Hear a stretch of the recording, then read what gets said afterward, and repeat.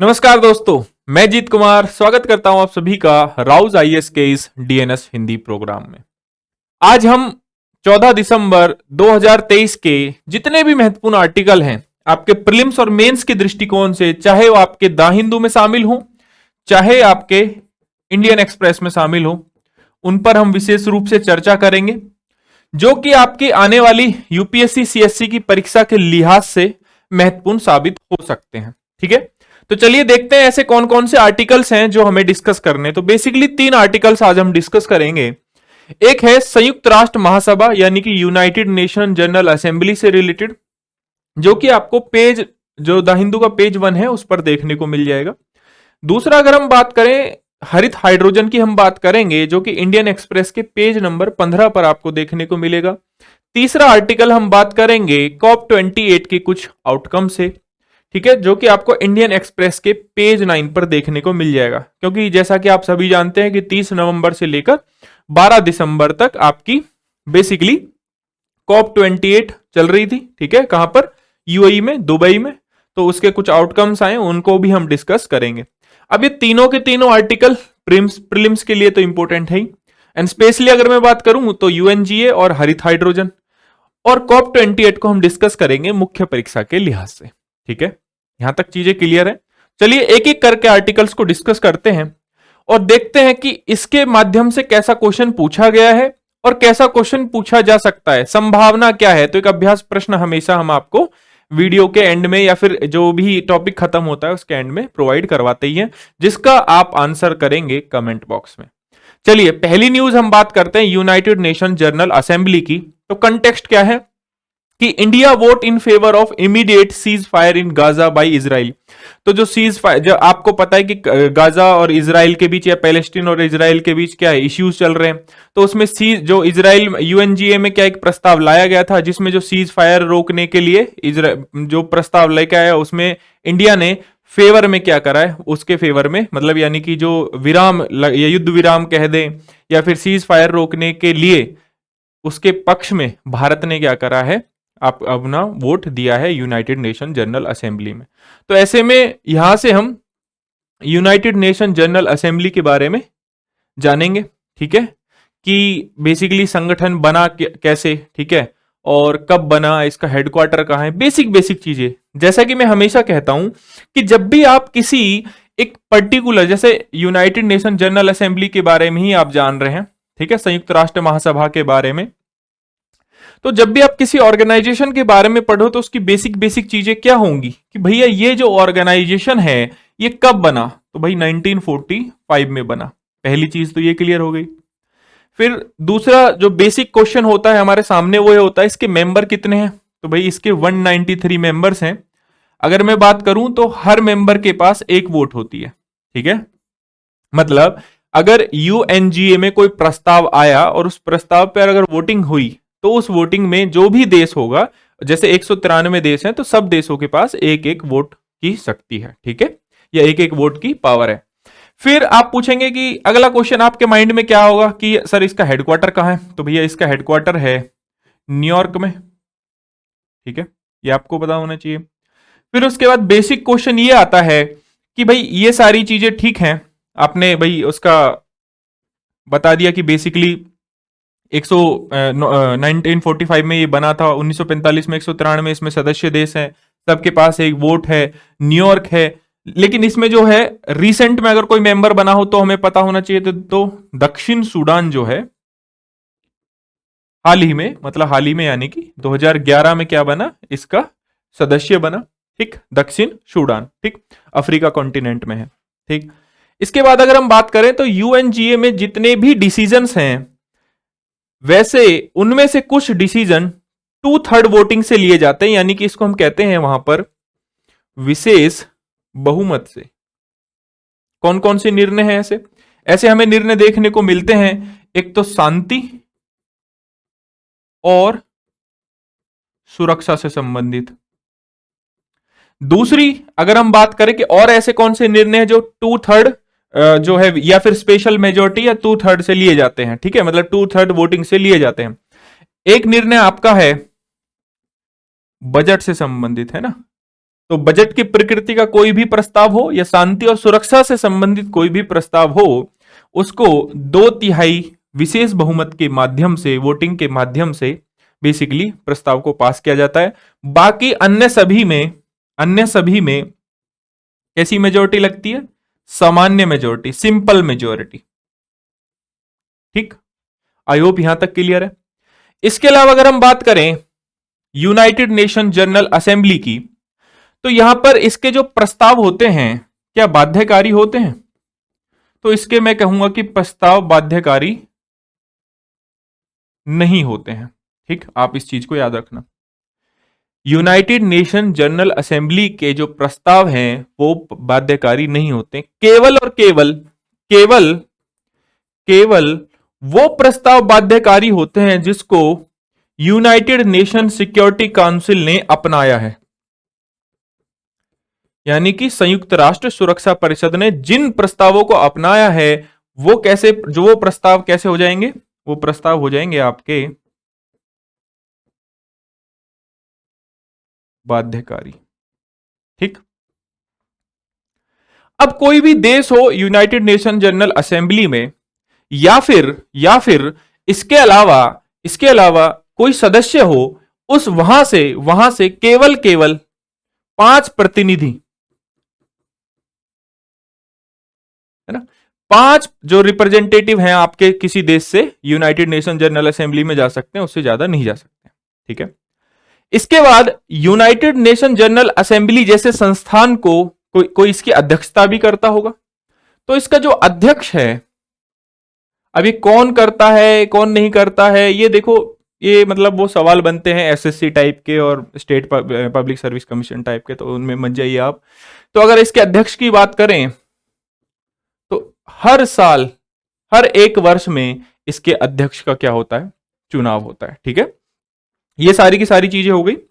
इसके अलावा इसमें कुछ भी चीजें अभी बची नहीं है। जो भी चीजें हैं कि भाई इसके जो सदस्य हैं, ये मतलब कुछ ऑब्जर्वर जो कंट्री होते हैं उसके क्या क्या चीजें हैं वो हम आगे जानेंगे। तो भाई ये 1945 में सेटअप हुआ। 193 मेंबर कंट्रीज हैं, सबके पास 1 वोट का अधिकार है। हेडक्वार्टर न्यूयॉर्क में है। दक्षिण सूडान लास्ट में इसमें शामिल हुआ 2011 में। कोई भी प्रस्ताव है 2/3 वोटिंग से लिया जाता है, विशेष बहुमत से। कौन कौन से? शांति, सुरक्षा और बजट। बाकी सारे के सारे सिंपल मेजोरिटी से लिए जाते हैं, आपको ये पता होना चाहिए। इसके बाद 5 प्रतिनिधि हो सकते हैं। कोई भी प्रस्ताव यूएनजीए का बाध्यकारी नहीं होता है, लेकिन जिन प्रस्तावों को यूनाइटेड नेशन सिक्योरिटी काउंसिल ने अपनाया है वो प्रस्ताव सभी पर बाध्यकारी होते हैं। तो ये सारी चीजें आपको पता होनी चाहिए। देखिए, यूपीएससी ने 2022 में यूनाइटेड नेशन जनरल असेंबली से ऑलरेडी क्वेश्चन पूछा हुआ है। चलिए इस क्वेश्चन को ही डिस्कस करते हैं। सबसे पहले, संयुक्त राष्ट्र महासभा के संदर्भ में निम्नलिखित कथनों पर विचार कीजिए। क्या पूछा है? सही पूछा है कि निम्नलिखित में से कौन, या उपयुक्त में से कौन, कथनों में से कौन से सही हैं। ठीक, तो यूनाइटेड नेशन महासभा यानी कि संयुक्त राष्ट्र महासभा गैर सदस्य राज्यों को प्रेक्षक स्थिति का प्रदान कर सकती है। प्रेक्षक यानी कि ऑब्जर्वर कंट्री की का स्टेटस दे सकती है या नहीं दे सकती है? तो बिल्कुल किसी देश को भी दे सकती है या किसी ऑर्गेनाइजेशन को भी ऑब्जर्वर स्टेटस आपको मिल सकता है। तो ये वाला ऑप्शन क्या हो जाएगा आपका? सही हो जाएगा। इसके अलावा पूछा कि अंतर सरकारी संगठन यूएन महासभा में प्रेक्षक की स्थिति पाने का प्रयत्न कर सकते हैं? बिल्कुल कर सकते हैं। अब इसमें भी जो ऑब्जर्वर होते हैं उसमें भी स्थायी ऑब्जर्वर कुछ देश होते हैं आपके, ठीक है, और जो स्थायी ऑब्जर्वर जो देश होते हैं आपके, वो यूएन मुख्यालय में मिशन को बनाए रख सकते हैं। तो बिल्कुल, यानी कि जो स्टेबल ऑब्जर्वर होते हैं, परमानेंट ऑब्जर्वर जो होते हैं, वो क्या कर सकते हैं? यूएन मुख्यालय में अपने मिशन को बनाए रख सकते हैं। तो इसके तीनों के तीनों आंसर क्या हो जाएंगे? सही। तो इसका ऑप्शन क्या हो जाएगा? Correct option is D. ठीक है, चलिए और चीजें जानते हैं यूनाइटेड नेशन जनरल असेंबली के बारे में। इसका मुख्य काम क्या है? इसका मुख्य मतलब बेसिकली विचार विमर्श करना। संयुक्त राष्ट्र का मुख्य विचार विमर्श, नीति निर्धारण और उसका प्रतिनिधि अंग है। ठीक है, मतलब यूनाइटेड नेशन जनरल असेंबली का जब हम एंड में, सबसे एंड में, इस बेसिकली इस स्लाइड के सबसे एंड में या इस टॉपिक के सबसे एंड में चीजें पढ़ेंगे, तो यहां पर जो इसकी काउंसिल है पूरी, या फिर उसका जो गवर्निंग स्ट्रक्चर है, उसमें यूनाइटेड नेशन सिक्योरिटी काउंसिल एक है। ठीक है, ये आपको पता होना चाहिए। इसके कार्य क्या है? संयुक्त राष्ट्र के बजट का निर्माण करना, गैर स्थायी सदस्यों की नियुक्ति करना, ठीक है, संयुक्त राष्ट्र महासचिव की नियुक्ति करना, मैंने बताया था ना आपको कि संयुक्त राष्ट्र के जो महासचिव हैं, जो अध्यक्ष हैं, यानी कि 1 वर्ष के लिए हमेशा बेसिकली उनको लाया जाता है। संयुक्त राष्ट्र के सदस्य देशों को शामिल करना, किसी संगठन गैर सदस्य देश के को ऑब्जर्वर का दर्जा देना, ऑब्जर्वर का दर्जा देना, वैश्विक मुद्दों पर बहस करना और समाधान हेतु प्रस्ताव पास करना। तो ये सारे कुछ काम हैं आपके यूनाइटेड नेशन जनरल असेंबली के। इसके अलावा अगर हम बात करें पर्यवेक्षक के दर्जे की, तो संयुक्त राष्ट्र महासभा अंतरराष्ट्रीय संगठन, कोई भी इंटरनेशनल ऑर्गेनाइजेशन है उनको, और गैर सदस्य का मतलब क्या है यहां पर, मतलब वो देश जो मेंबर नहीं है यूनाइटेड नेशन जनरल असेंबली के, यहां पर गैर सदस्य उनको बताया गया, तो उनको भी क्या कर सकती है, बेसिकली ऑब्जर्वर का स्टेटस दे सकती है। और ऑब्जर्वर में भी मैंने आपको बताया था कि 2 टाइप के होते हैं, स्थायी भी होते हैं। जो स्थायी ऑब्जर्वर होते हैं वो अपना कोई भी जो मिशन है वो यूनाइटेड नेशन के मुख्यालय में, जैसा कि हमने क्वेश्चन में देखा भी था 2023-22 के में जो यूपीएससी ने पूछा था।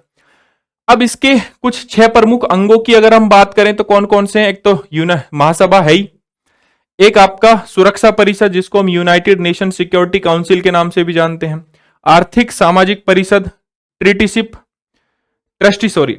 परिषद, अंतरराष्ट्रीय न्यायालय है ना, इंटरनेशनल जो कोर्ट जस्टिस है जो है, एक सचिवालय। तो ये 6 इसके प्रमुख अंग हैं।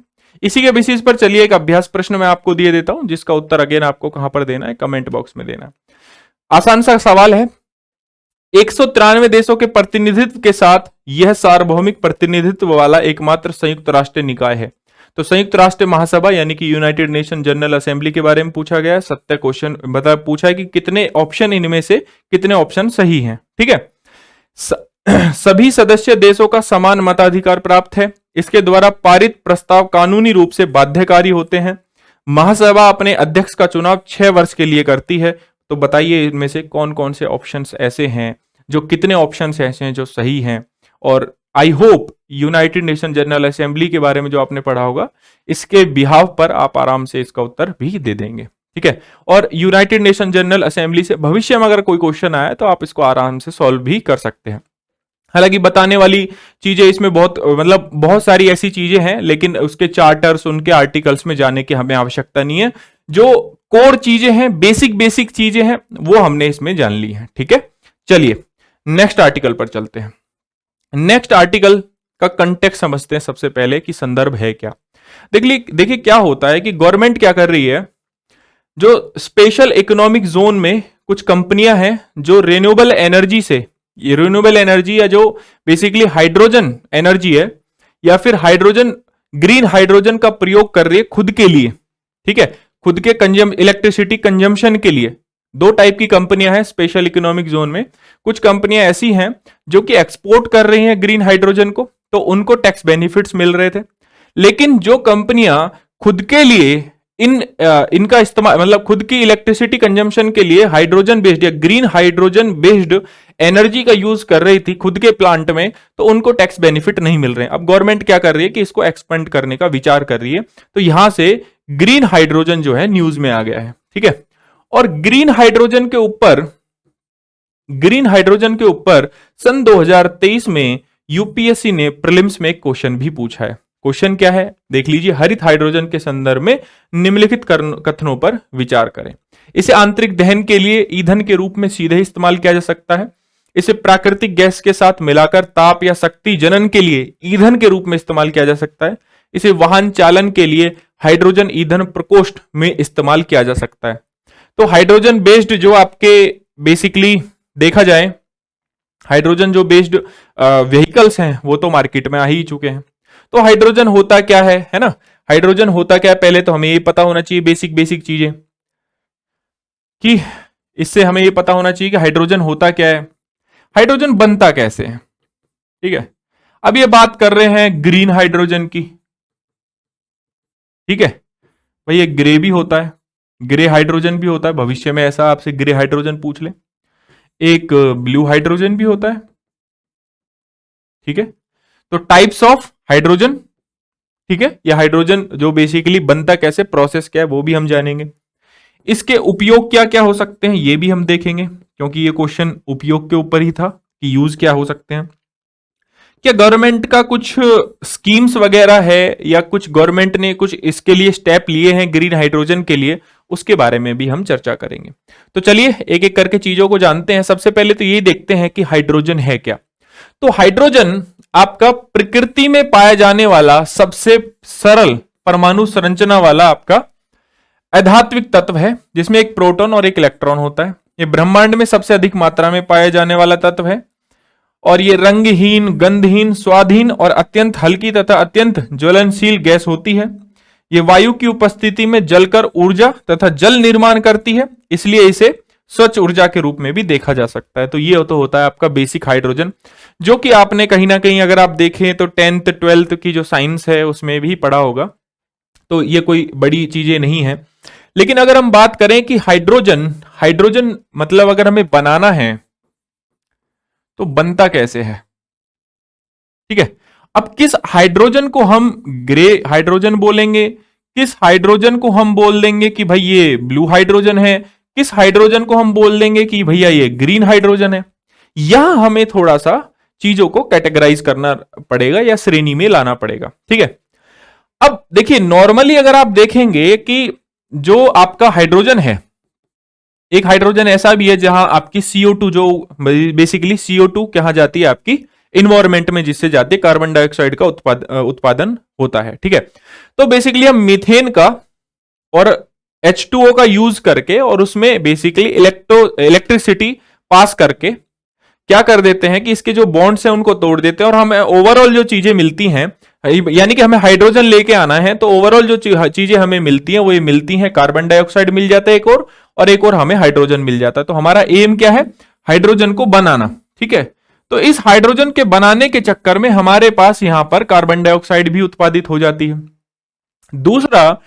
दूसरा हमारे पास होता है कि एक प्रोसेस जिसमें क्या करते हैं हम कि दो डिफरेंट एनोड, एक पॉजिटिव एनोड एक नेगेटिव एनोड वाली जो इलेक्ट्रोलाइजर का यूज करके और जो ऊर्जा हम रिन्यूएबल एनर्जी यानी कि जो इलेक्ट्रिसिटी है उस रिन्यूएबल इलेक्ट्रिसिटी का यूज करके ऑक्सीजन और हाइड्रोजन इन दोनों को अलग कर देते हैं। तो इसमें क्या होता है कि जो CO2 है आपकी वो उत्पादित नहीं होती है, जबकि दूसरे प्रोसेस में CO2 उत्पादित होती है, ठीक है।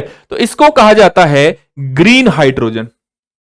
इसको कहा जाता है ग्रीन हाइड्रोजन, मतलब CO2 का एक तो इसमें उत्पादन नहीं हो रहा है, पहली बात तो ये। दूसरा, यहां जो इलेक्ट्रिसिटी यूज हो रही है ना आपकी, जो भी इलेक्ट्रिसिटी यूज हो रही है किसके उत्पादन के लिए, हाइड्रोजन के उत्पादन के लिए, वो आपकी हो रही है नवीकरणीय ऊर्जा।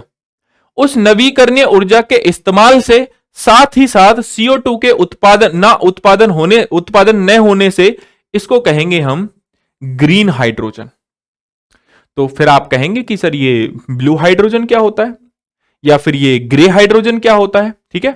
तो hydrogen harvested from the fossil gas through steam methane formation. तो मैंने आपको क्या बताया था कि हाइड्रोजन जो है आपकी एक तो मीथेन के फॉर्मेशन से बनती है, जहां मैंने आपको फॉर्मूला बताया था कि CH4 एक और हम ले रहे हैं, एक और हम H2O ले रहे हैं, इलेक्ट्रिसिटी या हीट पास करके हम क्या कर रहे हैं, बेसिकली एक साइड लिया जा रहा है और एक साइड आपका हाइड्रोजन हमें मिल जा रहा है। लेकिन इससे क्या हो रहा है, कार्बन डाइऑक्साइड का उत्पादन हमारे पास हो रहा है, ठीक है। तो इसको कहते हैं हम ग्रे हाइड्रोजन। अब ग्रे हाइड्रोजन और ब्लू हाइड्रोजन में दोस्तों बहुत छोटा सा अंतर है। वो हाइड्रोजन बेसिकली अब देखो, अब ये क्या हो गया, आपने ग्रे का समझ लिया। अब ग्रे हाइड्रोजन से उत्पादित जो कार्बन डाइऑक्साइड है, अगर हम उसका बेसिकली क्या कर दें, उसको कैप्चरिंग कर दें कहां पर, ओशंस में, देन वी कैन से कि भैया ये वाली हाइड्रोजन क्या हो जाएगी, या फिर कार्बन कैप्चरिंग उतनी ही बना दे जितनी CO2 हमने उत्पादित करी है हाइड्रोजन बनाने में, तो हम कहेंगे कि ये वाली हाइड्रोजन कौन सी हो जाएगी, ब्लू हाइड्रोजन। देन अगेन फिर ग्रीन हाइड्रोजन की अगर हम बात करेंगे तो hydrogen harvested from water through electrolysis powered by renewable electricity. तो रिन्यूएबल इलेक्ट्रिसिटी से उत्पादित जो हाइड्रोजन है वो हमारा क्या हो जाएगा, ग्रीन हाइड्रोजन हो जाएगा।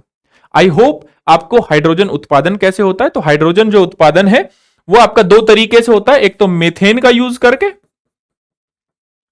है ना, हीट और या इलेक्ट्रिसिटी पास करके हम क्या करते हैं, एक और हमारे पास कार्बन डाइऑक्साइड आ जाती है और एक साइड हमारे पास वाटर आ जाता है, ठीक है। एक तो हम ऐसे कर सकते हैं, हाइड्रोजन को ऐसे उत्पादित कर सकते हैं, ठीक है, या फिर या फिर या फिर हम कैसे कर सकते हैं कि भैया हम दो different anode, positive and negative, renewable energy का सोर्स लेके जो इलेक्ट्रिसिटी का यूज करके हाइड्रोजन को अलग कर सकते हैं, ऑक्सीजन को अलग कर सकते हैं। तो ऑक्सीजन तो अगेन आपका इन्वायरमेंट में चला जाए, कोई इशू की बात नहीं है, हमारे पास हाइड्रोजन आ गया और उससे कुछ प्रदूषण भी नहीं हुआ, वो हो गया आपका green hydrogen. Blue hydrogen again वही वाला हाइड्रोजन, जो भी हमने CO2 उत्पादन करा CH4 का यूज करके, जो भी हमने CO2 का उत्पादन करा है, अगर हम उसका कैप्चरिंग बना देते हैं तो हमारा क्या हो जाता है, ब्लू हाइड्रोजन हो जाता है। आई होप अगर आपसे प्रीलिम्स में ग्रीन हाइड्रोजन और ब्लू हाइड्रोजन का कंपैरिजन करके कुछ पूछ लिया तो आई होप आप उसका आंसर आराम से दे देंगे, ठीक है। तो चलिए हाइड्रोजन के उपयोग की बात करते हैं। तो कौन कौन से उपयोग है? फ्यूल सेल में विद्युत ऊर्जा और ऊष्मा उत्पादन के लिए, आंतरिक दहन में ईंधन के रूप में, जो कि ऑप्शन वहां पर भी था, वाहन चलाने के लिए, प्राकृतिक गैस के साथ मिलाकर ताप या शक्ति जनन के लिए ईंधन के रूप में इस्तेमाल किया जा सकता है, रसायन उद्योग में अमोनिया और उर्वरक आदि के निर्माण में, पेट्रोकेमिकल उद्योग और पेट्रोलियम उत्पादों के उत्पादन में इसका इस्तेमाल किया जा सकता है। अब देखिए, भारत ने राष्ट्रीय हरित हाइड्रोजन मिशन को चलाया है, ठीक है। 2021-22 में केंद्रीय बजट में इसकी घोषणा हुई थी। 4 जनवरी 2023 को केंद्रीय मंत्रिमंडल ने वित्त वर्ष 23-24 के लिए कुछ ये कोई लगभग 20,000 करोड़ का जो है रुपए का परिव्यय किया राष्ट्रीय हरित मिशन को मंजूरी देकर, ठीक।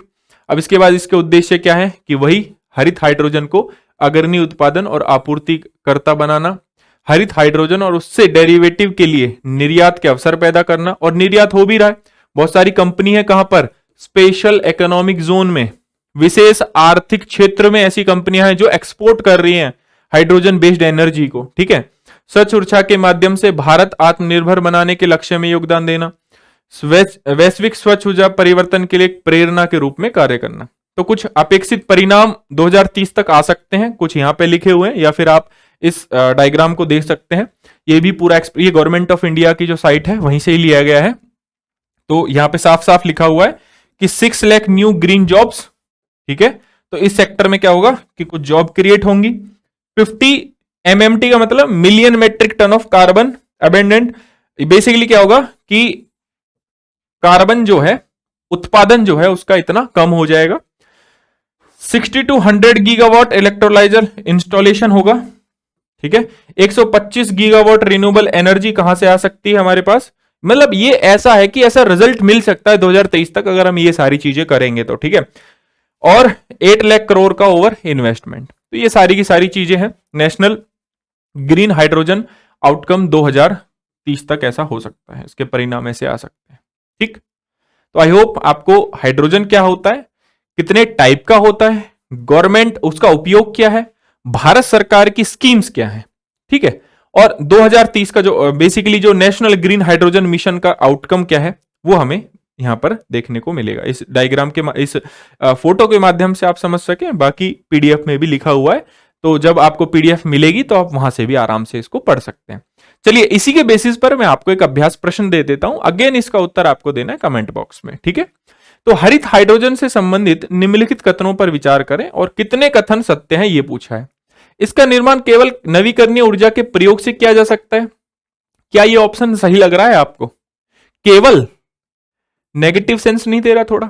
हालांकि 2023 के यूपीएससी जब से क्वेश्चन पूछा है प्रीलिम्स में तो एलिमिनेशन वगैरह इतना लगता नहीं है, लेकिन आप देखिए ऑप्शन अगर हम थोड़ा थोड़ा एलिमिनेट करें तो बहुत हद तक हमारे पास जो है क्वेश्चन जो है सॉल्व होने की संभावना होती है।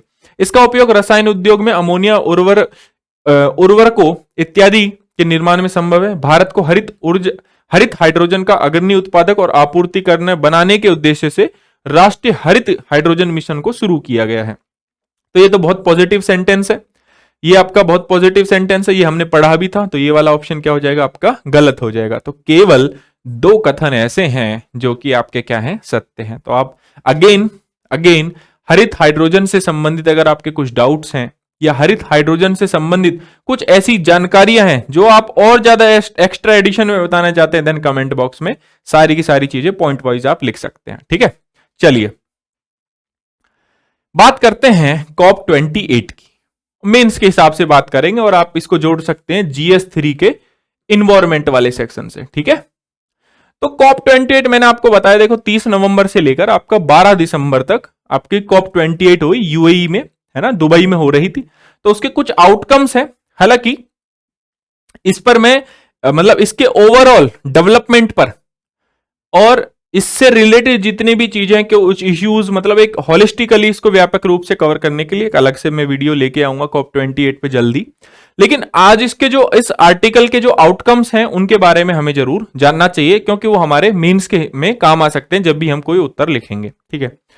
तो आउटकम के बारे में बात करते हैं तो आपको द हिंदू में भी देखने को मिल जाएगा आर्टिकल और आपको इंडियन एक्सप्रेस में भी देखने को मिल जाएगा। तो कौन कौन से आउटकम है, चलिए पहले बात करते हैं। फॉसिल फ्यूल फेज आउट, ठीक है। तो फॉसिल फ्यूल में क्या है कि देखिए जो हमारी ग्लोबल वार्मिंग है ना, ग्लोबल वार्मिंग क्या है, धीरे धीरे बढ़ रहा है क्योंकि हम फॉसिल फ्यूल्स का बहुत ज्यादा मात्रा में इस्तेमाल कर रहे हैं। ऊर्जा जो हमारी जरूरत है, सबसे जो महत्वपूर्ण जरूरत है वो है हमारी ऊर्जा, और ऊर्जा के उपयोग के लिए हमें ऊर्जा की जो आवश्यकता होती है वो हमारी फॉसिल फ्यूल से आ रही है। तो हमें इसको पहले तो फेज आउट का मतलब समझिए। फेज आउट का मतलब कि पूरे तरीके से फॉसिल फ्यूल का बंद हो जाना या खत्म हो जाना, या फिर वी कैन से कि इसका पूरी तरीके से हम इस्तेमाल बंद करेंगे, पहला तो मतलब ये। लेकिन इसमें फॉसिल फ्यूल में फेज आउट की जगह एक वर्ड यूज हुआ है, दैट इज ट्रांजिशनिंग अवे। क्यों? क्योंकि फेज आउट जैसा जो शब्द है, पूरी तरीके से क्या संभव है आप फॉसिल फ्यूल को फेज आउट कर सकते हैं क्या 2030 तक, 2050 तक? नहीं कर सकते।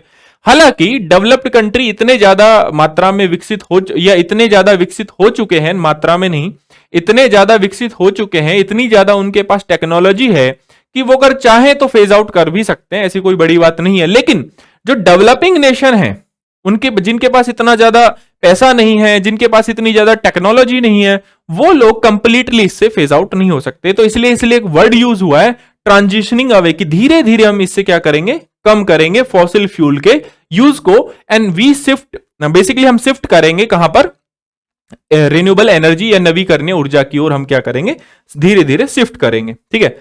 अब ये सारी की सारी चीजें हमारे यहां पर बात हुई। दूसरी बात यह हुई कि अगर आप इस आर्टिकल को गौर से पढ़ेंगे, यहां पर यह पता लगा कि 5% रिडक्शन हुआ है आपका ओवरऑल। अगर हम देखें फॉसिल फ्यूल्स का, अगर 5% रिडक्शन हुआ है 2019 के लेवल पर हमें कितना करना था, 43% के अराउंड करना था, ठीक है।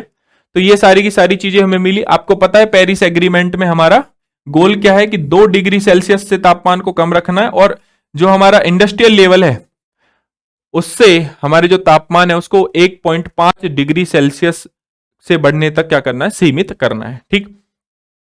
तो फेज आउट में अब हमें कुछ आउटपुट भी मिले हैं कि हम फॉसिल फ्यूल का यूज कर रहे हैं और वो यूज कम नहीं हुआ है, क्योंकि एक एमिशन गैप रिपोर्ट होती है, यानी कि उत्सर्जन अंतर रिपोर्ट, जिसको यूनाइटेड नेशन इन्वायरमेंट प्रोग्राम के द्वारा छापा जाता है। 2023 की ये रिपोर्ट है और ये कह रही है कि भैया हमने पहले से ज्यादा फॉसिल फ्यूल का यूज किया है, पहले से ज्यादा कार्बन डाइऑक्साइड का हमने उत्पादन किया है।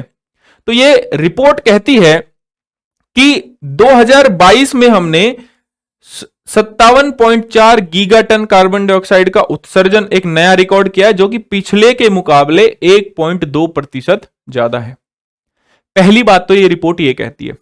दूसरी बात ये रिपोर्ट ये कहती है कि पेरिस एग्रीमेंट के अगर गोल्स को अगर आप लागू करना चाहते हैं तो आपको 2030 तक लगभग 28 से 42% के बीच आपको फॉसिल फ्यूल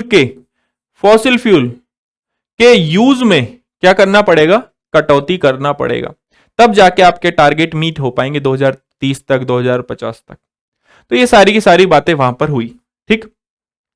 इसके बाद जो सेकंड आउटकम है, तो I hope fossil phase out आपको समझ में आ गया होगा। सेकंड हम बात करते हैं ट्रिपलिंग ऑफ रिन्यूएबल एनर्जी।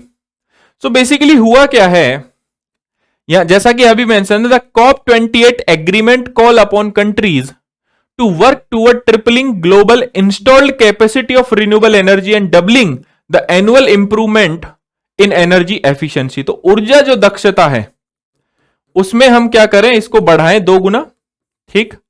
और हमारी जो रिन्यूएबल एनर्जी, नवीकरणीय ऊर्जा, चाहे उसमें पवन ऊर्जा शामिल है, चाहे उसमें जो आपकी जो सन एनर्जी है ना, सोलर एनर्जी है, सौरिक ऊर्जा है, वो शामिल है, ठीक है। या फिर आपकी जो हाइड्रो पावर प्रोजेक्ट से जो ऊर्जा आती है वो ऊर्जा उसमें शामिल है। तो उसको हम क्या करें, पूरा वर्ल्ड मिलके उसको क्या कर दे, 3 गुना कर दे। किसी एक देश की बात नहीं कर रहा है, पूरा वर्ल्ड मिलके ऐसा करे, ठीक। Tripling is a global target and it not incumbent on every country to individually triple its current capacity, जो कि मैंने आपको बताया that it is not clear how this tripling would be ensured. तो इसमें इसके बारे में कोई भी बात नहीं हुई है कि हम इस रिन्यूएबल एनर्जी को 3 गुना कैसे करेंगे। तो हुआ क्या है कि 118 देशों ने, मतलब जब आपकी कॉप चल रही थी 2 दिसंबर को, 118 देशों ने कॉप 28 में, यूएनएफसीसी के कॉप 28 में 2030 तक दुनिया की हरित ऊर्जा क्षमता को 3 गुना बढ़ाकर 11,000 गीगावाट करने के लिए नवीकरणीय ऊर्जा का प्रतिज्ञा पर हस्ताक्षर किए हैं, ठीक है। तो ये आपको याद रखना, ये अगेन इंपॉर्टेंट हो जाता है, ठीक है।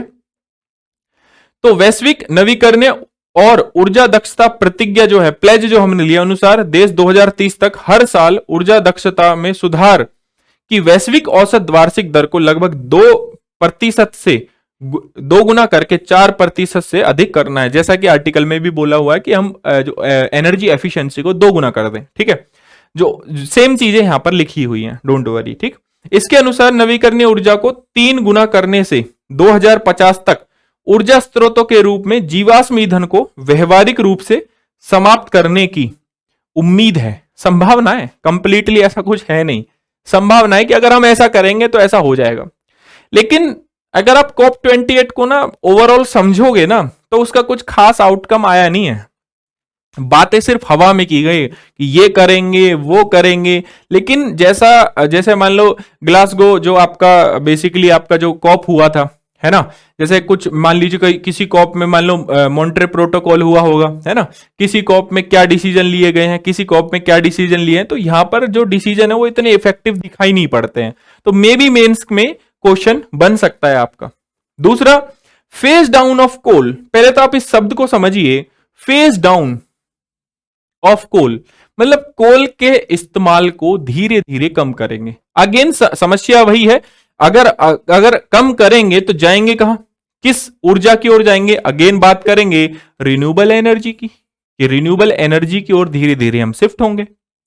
फेज आउट ऑफ कोल करेंगे तो वहां पर डेवलप्ड कंट्री है, ठीक है, जो विकसित देश हैं उनके लिए आसान है, जबकि जो विकासशील देश हैं अभी उस पर ही निर्भर है धीरे धीरे। जो हमारी, जैसे अगर हम भारत की ऊर्जा की बात करें तो भारत की आज भी 60% या 60% ऊर्जा फॉसिल फ्यूल से ही आती है, जबकि 40% ऊर्जा नॉन जो रिन्यूएबल सोर्स है उनसे आती है। तो इसको फेज आउट करने के लिए एक जैसे अच्छे इनिशिएटिव्स की अगर मैं बात करूं तो इंडिया ने कुछ अच्छे इनिशिएटिव्स भी लिए हैं, जैसे आईएनडीसी में कुछ इनिशिएटिव्स लिए हैं।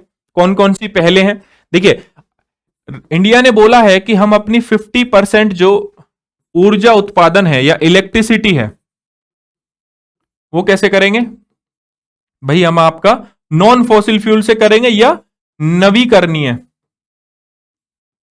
स्रोतों से करेंगे, ऐसा भी कह सकते हैं। पहला 500 गीगावाट ऊर्जा, फिर हम कहां से लेके आएंगे, नवीकरणीय स्रोत, रिन्यूएबल एनर्जी, ठीक।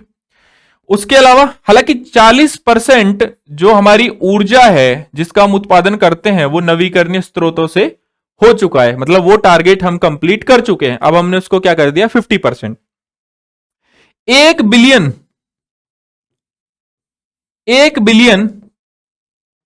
कार्बन कैप्चरिंग को बढ़ाना है। कैसे, पेड़ लगाकर, ब्लू कार्बन कैप्चरिंग वगैरह वगैरह, सारी की सारी चीजें इसमें आ जाएंगी। तो इस टाइप का हमारे यहां जो इंडिया में है, बेसिकली भारत ने कोल को फेज आउट करने के लिए या कार्बन कैप्चरिंग बढ़ाने के लिए कुछ कदम लिए हैं। इसके अलावा 2070 तक नेट जीरो CO2 का उत्पादन होगा। आप कहेंगे नेट जीरो, इसका मतलब क्या है? नेट जीरो का मतलब यह है कि अगर आप समझेंगे नेट जीरो का मतलब, तो एक और आपने मान लीजिए 100 यूनिट ऊर्जा ली, जिसको आपने फॉसिल फ्यूल के, जीवाश्म ईंधन के से बेसिकली उत्पादित किया, और वहीं दूसरी ओर 100 यूनिट का आपने क्या करा, कार्बन कैप्चरिंग प्रोड्यूस कर दिया। तो इसको इसी इसी कॉन्सेप्ट को हम कहते हैं नेट जीरो। भारत ने टारगेट रखा है 2070 तक। ठीक है, आई होप यहां तक समझ में आ गया होगा। चलिए आगे बढ़ते हैं, बात करते हैं मीथेन एमिशन की। मीथेन एमिशन में ऐसा हुआ है कि हालांकि अगर आप देखोगे चलिए पहले ये बता देता हूं मैं आपको, फिर हम बात करेंगे मीथेन एमिशन में इश्यूज क्या हैं, और स्पेशली भारत के इश्यूज की हम बात करेंगे। तो अगर हम मीथेन एमिशन की बात करें, the agreement talk about accelerating and substantially reducing non-carbon dioxide emission globally, including methane by 2030. Methane is most widespread greenhouse gas from CO2, मतलब after CO2, apart from CO2, accounting nearly 25% of emission. मतलब जो भी emission हो रहा है उसमें से 75% तो मान लीजिए अगर कार्बन का हो रहा है, तो 25% ग्लोबल जो ग्रीन हाउस गैसेज हैं या फिर ग्लोबल वार्मिंग में इसका इतना योगदान है। अगर हम ग्रीन हाउस गैस को देखें या फिर हम देखें मीथेन को, ठीक है, तो मीथेन 28 गुना ज्यादा CO2 से ग्लोबल वार्मिंग को बढ़ाने में योगदान दे सकती है। 28 गुना ज्यादा, मतलब इतनी कैपेसिटी है आपके मीथेन की। ठीक है, तो हुआ क्या है बेसिकली, अब इन्होंने बहुत सारी जो डिफरेंट कंट्रीज हैं, इन्होंने क्या करा है कि जब आपका ग्लासगो में कॉप हो रही थी, तो बहुत सारी डिफरेंट कंट्रीज आई और उन्होंने बोला कि हम ऐसा करेंगे कि मीथेन का जो उत्सर्जन है उसको 30% से कम करेंगे। कब? 2030 तक। कितना? 30%। लेकिन भारत इसका अपोज कर रहा है। क्यों? उसके पीछे कारण है। देखिए, भारत हमेशा अच्छी चीजों का हमेशा योगदान करता है ना, और बढ़ चढ़कर उसमें हिस्सा भी लेता है। लेकिन अगर इसके पीछे अगर भारत नाराजगी जाहिर कर रहा है तो इसके पीछे कुछ कारण तो है ही। और इसलिए इसी प्लेज में स्कोप में जो प्लेज ली गई मीथेन को कम करने की 2030 तक, इसमें भारत शामिल नहीं हुआ। क्यों? क्योंकि भारत जो मीथेन का जो बेसिकली उत्सर्जन करता है वो ज्यादातर एग्रीकल्चर सेक्टर से आती है, ज्यादातर जो लाइव स्टॉक सेक्टर है उससे आती है। तो यहां भारत अपोज कर रहा है, क्योंकि वो हमारे कोर सेक्टर है जहां आज भी भारत की जो जनता है वो प्रत्यक्ष अप्रत्यक्ष रूप से लगभग आपकी 50% जनसंख्या काम कर रही है। ठीक है, तो इसके लिए भारत ने इसका अपोज किया। हालांकि अगर हम मीथेन को कंट्रोल करने की अगर हम बात करें तो मॉन्ट्रियल प्रोटोकॉल 1987 जब मीथेन के प्रोडक्शन वगैरह को कम करने या खत्म करने की बात की है, और 2021 में जो ग्लासगो जलवायु सम्मेलन हुआ था, लगभग 100 देश एक साथ आए और 2030 तक, 2020 के स्तर पर 2030 तक क्या करा कि 30% की कटौती हम करेंगे, लेकिन इसमें भारत शामिल नहीं है। भारत शामिल नहीं है, यह इंपॉर्टेंट पॉइंट है। क्यों शामिल नहीं है? मैंने आपको अभी कारण बता दिया। ठीक, तो आई होप ये भी चीज आपको समझ में आ गई होंगी। अगली बात हम करेंगे लॉस एंड डैमेज फंड की, हानि और क्षति निधि की।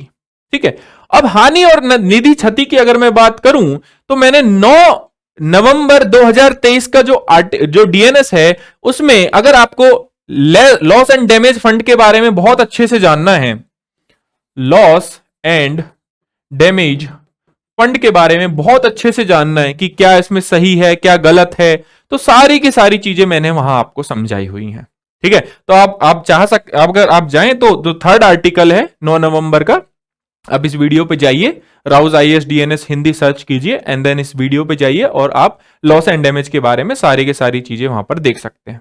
ठीक है, चलिए अब हम बात करते हैं लॉस एंड डैमेज फंड। वहां भी समझाया हुआ है मैंने और यहां भी मैं आपको बता देता हूं कि बना कैसे। तो लॉस एंड डैमेज फंड 2013 में सदस्य देश विकासशील देशों को वित्तीय तकनीकी सहायता प्रदान करने के लिए लॉस एंड डैमेज फंड की स्थापना के औपचारिक रूप से सहमत हुए कॉप 19 में 2013 में। क्यों? क्योंकि अगर हम देखेंगे कि जो विकसित देश हैं और विकासशील देश हैं, तो अगर हम औद्योगिकरण देखें तो वो विकसित देशों ने ज्यादा उत्सर्जन किया है ग्रीन हाउस गैसेस का। तो भाई उनकी ज्यादा रिस्पॉन्सिबिलिटी बनती है कि वो या तो जो विकासशील देश है उनको पैसा दें, वित्तीय रूप से सहयोग करें। क्यों? क्योंकि जलवायु परिवर्तन का जो नुकसान है या जो जलवायु परिवर्तन का जो नेगेटिव प्रभाव है, नकारात्मक प्रभाव है, वो मात्र विकसित देशों पर नहीं पड़ रहा है, विकासशील देशों पर भी पड़ रहा है। जबकि उत्सर्जन के लिए वो देश जिम्मेदार भी नहीं है। तो आप उनको या तो वित्तीय सहायता दीजिए और साथ में उनको क्या दीजिए, टेक्नोलॉजी ट्रांसफर कीजिए ताकि वो क्लाइमेट चेंज से लड़ सके। तो इसके लिए एक फंड बनाया गया, लॉस एंड डैमेज फंड। अब विकसित देशों की अपनी समस्या की पैसा क्यों दे। अब देखिए कहां से लटकता लटकता आज 2023 में आके कंप्लीट होगा। देखिए फिर उसके बाद 2025 कॉप 25 में क्या हुआ, सेंटियागो नेटवर्क में इसमें कोई भी फंडिंग नहीं हुई। फिर क्या हुआ, 26 हुआ ग्लासगो में। ठीक है, तो यहां पर यह हुआ कि लॉस एंड डैमेज फंड के लिए वित्त पर संवाद और चर्चा और अगले 3 साल तक इसको बोल दिया कि जारी रहेगी। फिर कॉप 27 हुई। अब इसमें फंड का संचालन कैसे हो उसके लिए संक्रमणकालीन समिति या ट्रांजिशनल कमेटी हम कहेंगे इसको, तो ट्रांजिशनल कमेटी को सेटअप कर दिया। देखिए 2013 से मुद्दा हो रहा है शुरू और उससे पहले भी हुआ था। एंड 2023 आते आते कॉप जो आपकी हुई है 28, वहां पर ये मुद्दा अब फाइनली इस तरीके से यहां पर कुछ देश एक साथ आए हैं और उन्होंने वादा करा है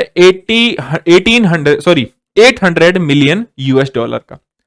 अभी ये पैसा लॉस एंड डैमेज फंड में नहीं आया है। तो अगेन बात कहां पर हुई है, हवा में। एक बार पैसा आ जाए, चीजें इंप्लीमेंट हो, और बांटेंगे तो किस आधार पर बांटेंगे वही तय नहीं है। दूसरा, यूएसए जो है वो ये बोलता है, जैसे अगर CO2 के उत्सर्जन में अगर हम देखेंगे तो टॉप 4 कंट्रीज में तो फोर्थ क्या है, भारत है। ठीक है, चाइना, यूरोपीय यूनियन और यूएसए, ये सबसे ज्यादा आपका CO2 या ग्रीन हाउस गैस का उत्सर्जन कर रहे हैं। तो चाइना क्या है, अगेन डेवलपिंग कंट्री है, तो यूएसए चाइना और भारत को लेकर हमेशा सवाल खड़े करता रहता है। तो ये जो फंडिंग है अभी आई नहीं, अकाउंट में आती है, जबकि जब देखी जाएगी। तो आपको लॉस एंड डैमेज फंड के बारे में पता होना चाहिए। देखिए इसका आप यूज कर सकते हैं मेंस के आंसर में कि क्या क्या स्टेप लिए गए हैं जलवायु परिवर्तन को रोकने के लिए। दूसरा ये हो सकता है कि उसका एक नेगेटिव फेज अगर बताना हो तो आप इसका यूज कर सकते हैं, मे बी प्रीलिम्स में यहां से क्वेश्चन बन जाए। ठीक, तो ये सारी की सारी चीजें लॉस एंड डैमेज फंड में हुई, यहां तक समझ में आया। अब बात करते हैं ग्लोबल गोल ऑन अडप्टेशन। ठीक है, अब इसमें क्या है कि इस तरीके की टेक्नोलॉजी हमें लेके आनी है ना, ऐसी चीजों को हमें अडॉप्ट करना है कि हमारे यहां जल की सुरक्षा सुनिश्चित रहे, मतलब जल की कमी ना हो जलवायु परिवर्तन की वजह से। ऐसी कृषि हमें अडॉप्ट करनी है या ऐसी खेती हमें अडॉप्ट करनी है, ऐसी फसलें हमें अडॉप्ट करनी है, बनानी है जिस पर जलवायु परिवर्तन का प्रभाव ना हो, है ना। Attaining climate resilience in food agriculture production and resilience against climate induced health impact. हमें इतनी ज्यादा मतलब इतना हमें ध्यान रखना है कि हमारे जो स्वास्थ्य है या हमारी जो हेल्थ है उस पर क्लाइमेट चेंज का जो है कम से कम प्रभाव पड़े। तो ये ऐसी चीजों को हमें क्या करना है, यहां पर अडॉप्ट करना है। तो ये बेसिक कुछ आउटपुट है, चाहे लॉस एंड डैमेज फंड हो, चाहे ग्लोबल गोल ऑन अडेप्टेशन हो, चाहे मीथेन का एमिशन कम करना हो। देखिए मीथेन का एमिशन या कार्बन डाइऑक्साइड का एमिशन या किसी भी देश का नेशनल डिटरमाइन जो कॉमन जो गोल है वो एक अच्छी बात है ग्रीन हाउस गैस को कम करने के लिए, क्योंकि अगर ये कम होंगी तो ओवरऑल जो समस्याएं हो रही हैं, अब समस्याएं क्या क्या दिखती होंगी आपको जलवायु परिवर्तन के कारण, सोचिए। मतलब इसके लिए जलवायु परिवर्तन के कारण समस्याओं को देखने के लिए आपको कोई मतलब कोई अलग से कुछ जानकारी की आवश्यकता नहीं, आप खुद ही बता देंगे कि भाई जो रेन है आपकी वो अनयूजुअल देखने को मिल रही है, कहीं पर ज्यादा हो जा रही है, कहीं पर कम हो जा रही है। रेन हो रही है तो हमें ड्रॉट भी देखने को मिल रहा है, सूखा देखने को मिल रहा है। चक्रवात की इंटेंसिटी बहुत ज्यादा बढ़ गई है, गर्मी और सर्दी एक्सट्रीम लेवल पर बढ़ गई है। ठीक है, जैसे अगर हम बात करें 2023 के, अभी दिसंबर का महीना चल रहा है ना, लगभग आधा महीना खत्म हो गया है, ठीक है। अगर हम बात करें तो सर्दी कहां पड़ी है इतनी जितनी पड़नी चाहिए थी, है ना। इसकी वजह से अब क्या हो रहा है, फसलें खराब हो रही हैं, हेल्थ इंपैक्ट आ रहा है, जानवरों पर इंपैक्ट आ रहा है, बहुत सारी स्पीसीज तो ऐसी हैं जो बेसिकली आपकी लुप्त हो चुकी हैं इसकी वजह से, ग्लोबल वार्मिंग की वजह से। तो अगर हम ऐसे कदम नहीं उठाएंगे तो हम अपनी जो एक तो एसडीजी गोल, हम अपने एसडीजी गोल और अपनी जो प्रकृति है उसको कैसे सुरक्षित रखेंगे, है ना, कैसे सतत बनाएंगे, कैसे आने वाली पीढ़ी के लिए हम चीजों को रख पाएंगे संभाल कर, ठीक है। तो भारत के कुछ कॉप 28 में कुछ पहले भी हैं जो आपको पता होनी चाहिए। अगेन अलग अलग ही इंपोर्टेंस है इन चीजों की भी, क्योंकि प्रीलिम्स में और या मेंस में आप यूज कर सकते हैं, जैसे ग्लोबल रिवर सिटी अलायंस, है ना। तो आप इसका इस्तेमाल वैसे कर सकते हैं, नदी संरक्षण, जब मेंस आप लिखेंगे तो नदी संरक्षण में आप इसका इस्तेमाल कर सकते हैं, ठीक है। ग्लोबल रिवर सिटी अलायंस, पहले तो ये गंगा नदी यानी कि भारत और यूएसए के बीच हुआ था, देन ये ग्लोबल लेवल पर चला गया था, और इस चीज की मैंने बात की है 9 नवंबर के डीएनएस में, डिटेल में बात की, आप जाके वहां से देख सकते हैं, ठीक है। स्वच्छ गंगा मिशन और मैकेंजी जो पहल है वहां, सॉरी मिसिसिपी जो पहल है, उन दोनों के बीच ये चीजें हुई थी, ये एग्रीमेंट हुआ था नदियों के संरक्षण को लेकर। फिर ये ग्लोबल लेवल पर चला गया था जिसमें 9 देश बाद में शामिल हो गए थे, एंड वहां पर जितनी भी नदियां उनके संरक्षण से रिलेटेड बात की है। और इसका जो हेडक्वार्टर है again global river cities alliance का, वो कहां होगा, भारत में होगा। अगेन इंपोर्टेंट चीज है, ठीक है। फिर भारत ने एक पहल की शुरुआत की है कॉप 28 में, ग्रीन क्रेडिट पहल या ग्रीन क्रेडिट इनिशिएटिव, जहां पर जल संरक्षण, वन संरक्षण कह सकते हैं, मतलब हमें डिफोरेस्टेशन नहीं करना है, ठीक है। इन दोनों का हम क्या करेंगे, इसका संरक्षण करेंगे। और अगर आपने प्राइम मिनिस्टर का, जो हमारे प्रधानमंत्री हैं, उनका अगर भाषण सुना हो तो उन्होंने कहा है कि जो पर्यावरण की रक्षा करता है वही वहां पर्यावरण भी उनकी रक्षा करता है। तो ये आपने अगर सुना होगा, धर्म रक्षिते रक्षिता, ऐसा करके कुछ एक संस्कृत का श्लोक होता है।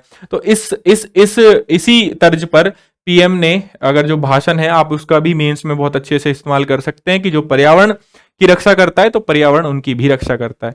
तो यहां पर इस पहल के तहत जल संरक्षण, वन संरक्षण करके अगेन हम ग्रीन हाउस गैसेज को कम करेंगे और जो जल सुरक्षा भी मुहैया कराएंगे। अब इसके बहुत सारे एस्पेक्ट्स आप निकाल सकते हैं।